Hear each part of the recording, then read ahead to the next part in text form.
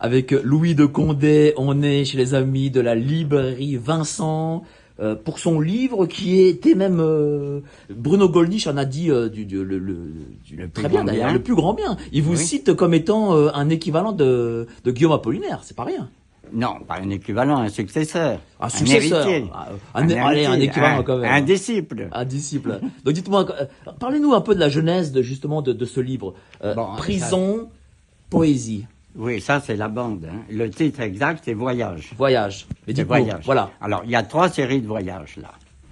Il y a les voyages antérieurs et redoutants voyages.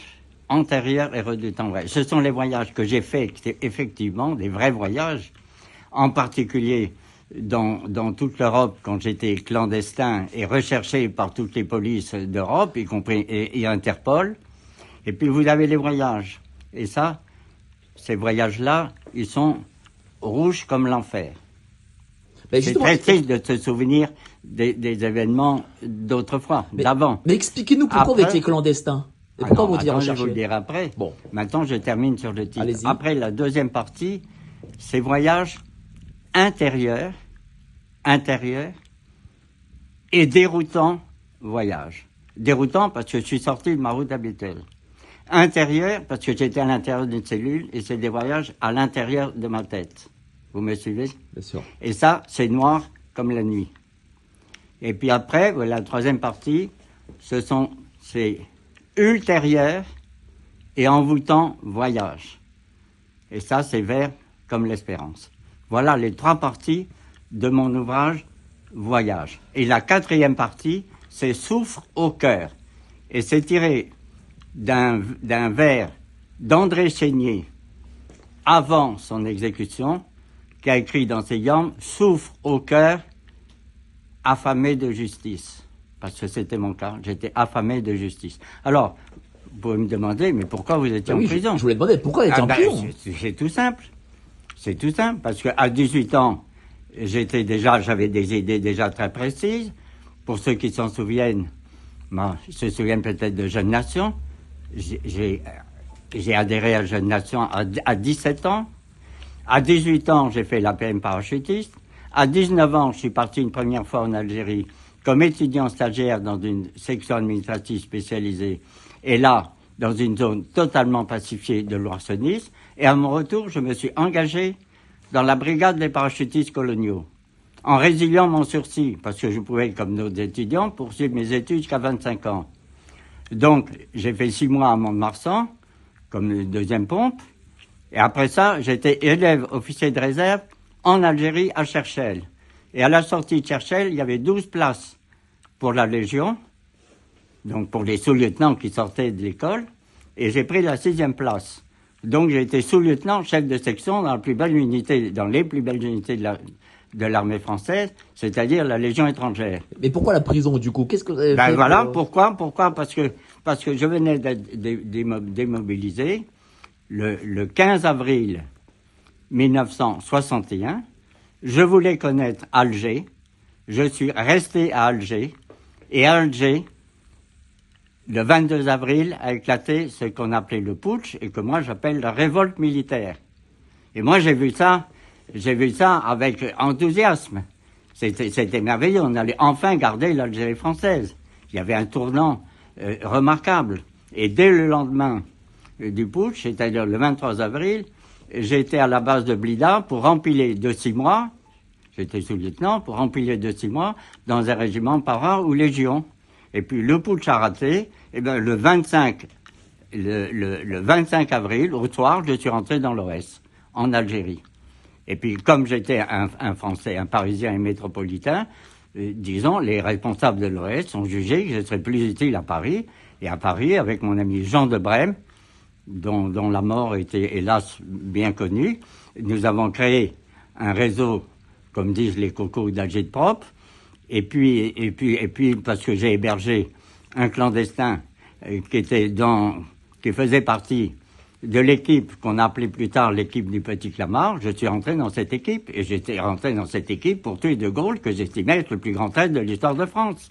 Et même le plus grand criminel.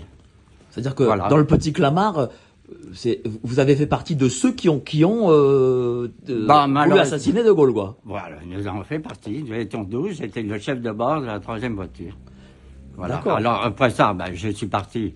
J'ai une filière m'a permis de partir en Belgique d'abord, et puis après, j'ai circulé dans toute l'Europe, la Belgique, la Suisse, l'Italie, l'Espagne, le Portugal, même les Pays-Bas.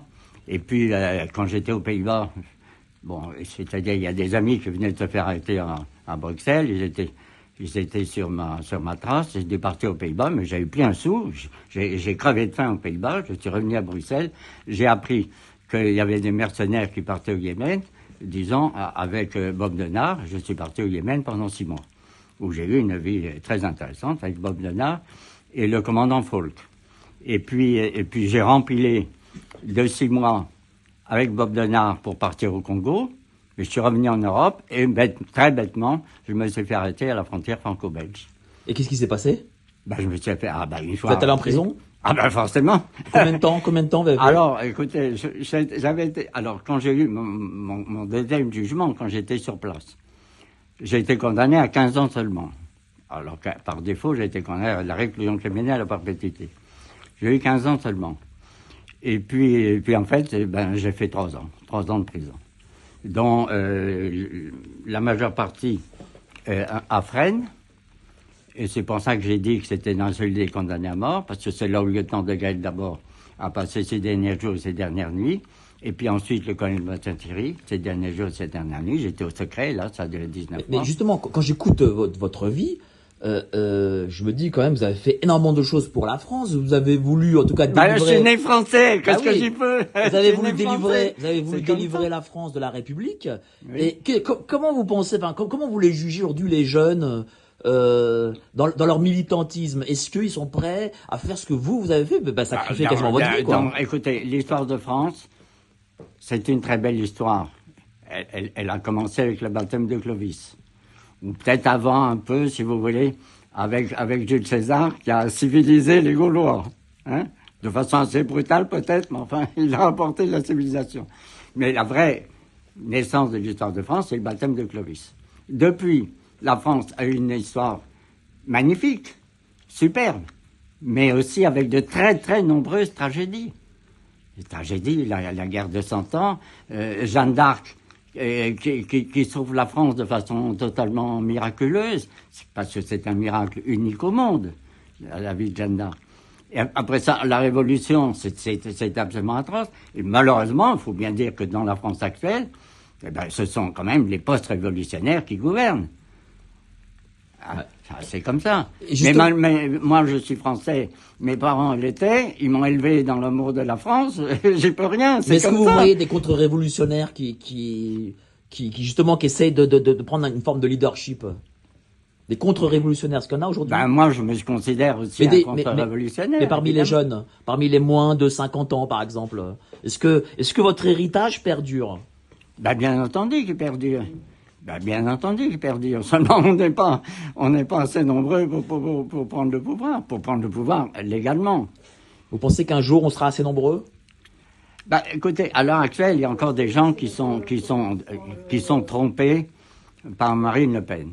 Moi, j'étais un ami personnel de Jean-Marie Le Pen. Et j'étais un des tout premiers adhérents du Front National. Et immédiatement, Jean-Marie Le Pen m'a nommé au Conseil national. Après, je suis devenu membre du comité central. Après, j'ai été candidat à toutes les élections dans mon département. J'ai été le secrétaire départemental de l'Allier.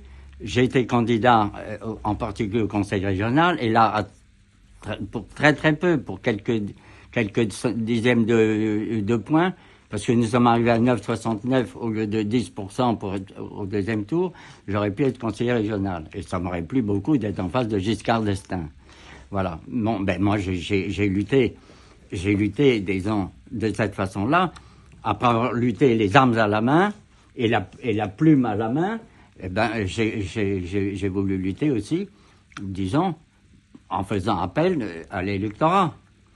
Et je vous dis, ça a failli se faire, mais malheureusement, Jean-Marie Le Pen, lui, il avait des idées extrêmement précises. En particulier, il a compris bien avant tous que l'immigration, invasion était le péril mortel pour la France. Mais malheureusement, il a cédé le pouvoir à Marine Le Pen. Et Marine Le Pen, bon, c'est peut-être elle qui sera le président de la République, mais elle fera jamais la politique de son père.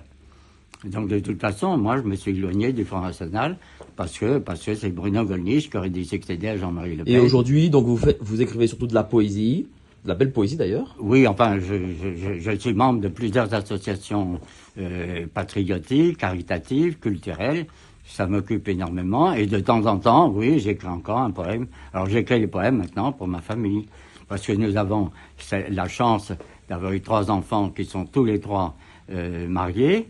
Et puis nous avons 13 petits-enfants qui ont été élevés eux aussi dans l'amour et le culte de la France, de la vraie France, et pas de la République. Et maintenant 8 arrière-petits-enfants, donc maintenant j'écris des sonnets, des rondeaux pour votre dernière poésie, voilà. Ma dernière poésie, ouais. c'est pour un arrière-petit-enfant qui est né récemment, qui s'appelle Gabriel. Et je lui ai fait un très joli rondeau. Évidemment, très dithyrambique, mais qui a plu beaucoup à ses parents et à ses grands-parents. En tout cas, voilà. Merci à vous, cher Louis de Condé. Voilà. Prison, voyage, vers galant, source bourbonnaise. Avec préface de Bruno Gollnisch. Voilà, préface de Bruno Gollnisch. N'hésitez pas. Et je recevrai Louis de Condé en interview plus longue sur YouTube. Ça, c'est sûr. Sûrement au mois de novembre. Merci à vous. Parfait. Merci à vous. Merci.